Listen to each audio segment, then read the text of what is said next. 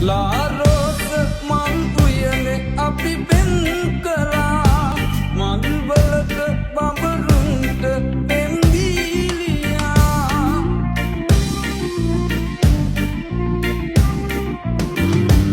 ඒ කාලේ ආයේ යලි එන්නේ නෑනේ මතු මල් පිපේවිද නුඹේ ලෝකයේ මට දුන්න දුක් ගින්න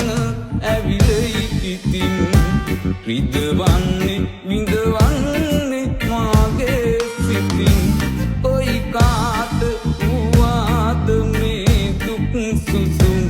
ඉවසන්න හැකි වේද